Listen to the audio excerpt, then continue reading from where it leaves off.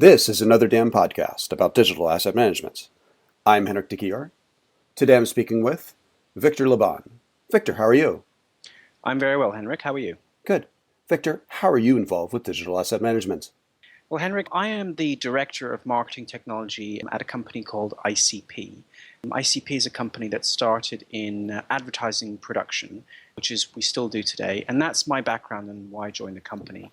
Advertising production relies on the key principle of reusing and repurposing content. In essence, that's its core business, but doing so in a way that is compliant and complies with legal and regulatory and brand guidelines as well.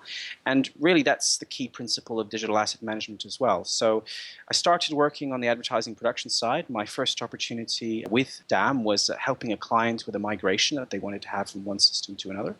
And then I worked as a business director for Unilever, one of our key clients in this area, supporting their asset management solution.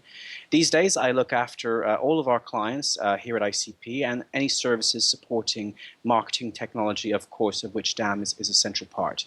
And my day-to-day role these days focuses around digital transformation and how to integrate asset management effectively within the wider digital transformation ecosystem.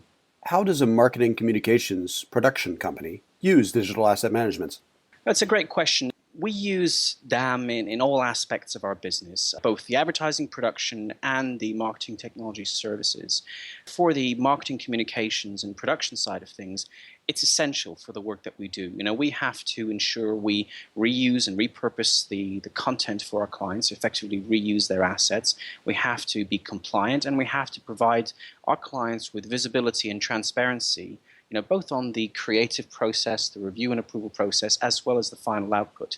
So touch points with DAM is, retrieving master creatives, downloading those key assets, the whole MRM aspect, which is approval and workflow, as well as uploading the adaptations, which we ourselves produce, and then, of course, distributing it to the endpoints. ICP took a slightly different strategic direction from other marketing communication production companies in the sense that we don't develop our own software. We very much wanted to remain agnostic and ensure we use whichever solution is best suited for our client needs. So if a client has a solution, a DAM solution, which they themselves have chosen that's best suited to their needs, in our production areas, we can also make use of that. We have a solution that we use in-house, but we're not wedded to it, and we can make sure that whatever we choose and recommend is aligned to our client needs. For example, for one of our clients, Diageo, we offer both production services and marketing technology services. And that works really well because we have an overall understanding of the end-to-end process for the assets that we work with for our clients, and both the creation thereof and the management thereof in the system as well.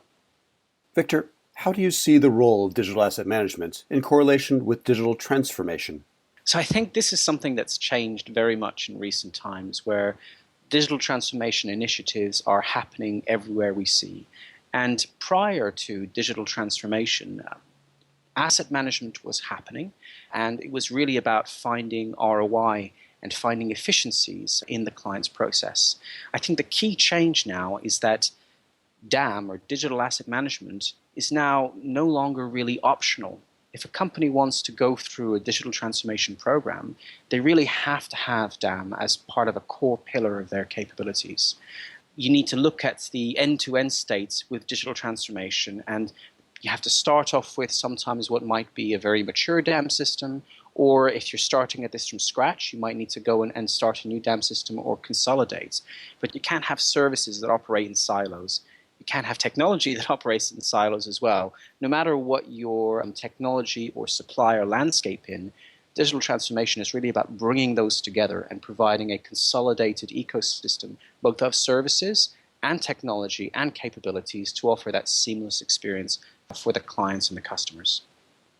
What are the biggest challenges and successes you've seen with digital asset management?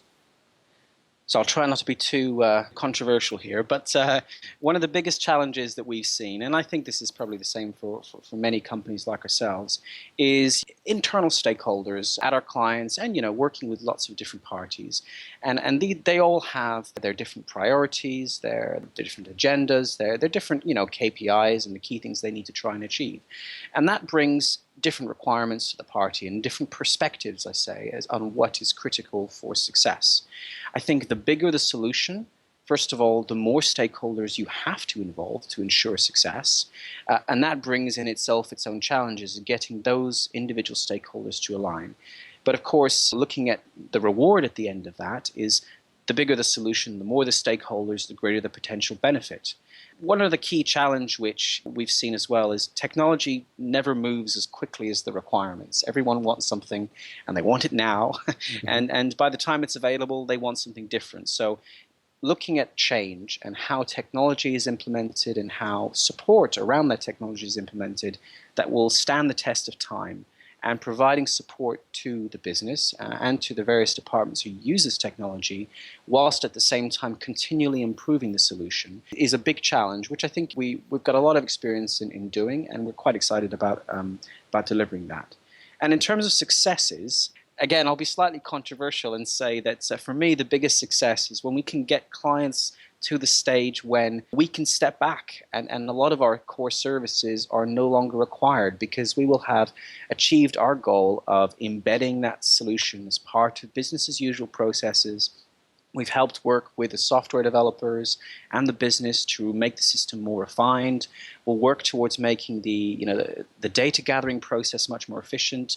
And we're really starting to see success now as when that DAM system achieves a certain level of maturity, that it can really be integrated effectively within the wider ecosystem. And it's like a well-oiled machine that operates very effectively on its own sometimes and very independently from us.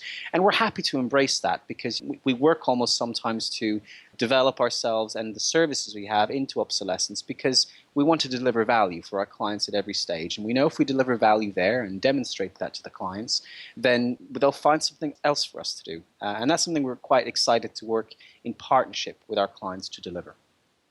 Victor, what advice would you like to share with DAM professionals and people aspiring to become DAM professionals? Well, first of all, I'd like to say that this is a really exciting industry. I'm massively passionate about this, and I get quite excited thinking about working in this area. So much is happening in this space, and this is going to be so fundamental to the growth and success of organizations everywhere. My advice would be have a passion for what you do and for delivering value and quality. Start by delivering value in your role, in your job, in your company, or whatever area of the DAM industry that you work in, whether you're on the client side or the software vendor side or the services side as we are, and then the opportunities kind of grow. I think taking that approach of doing the job you're being asked to do, doing it really well and passionately, then the opportunities come to you because clients and partners can recognize you've got a really good investment in getting it right, and then after you can grow it from there. And then the other piece of advice I would say is never stop learning. Never stop asking questions and being curious about the world around you. The technologies change, organizations change, the relationship between marketing and customers has fundamentally changed. So big organizations are getting this now, that they need to embrace change and making it part of their day-to-day, and embracing change all together with all the different parties working together and being okay with that makes for a really exciting journey that we can go on. Excellent. Well, thanks, Victor. Thank you, Henrik. For more on this and other digital asset management topics, go to anotherdamblog.com. For this and 180 other podcast episodes, go to anotherdam.podcast.com. If you have any comments or questions, please feel free to email me at anotherdamblog@gmail.com. Thanks again.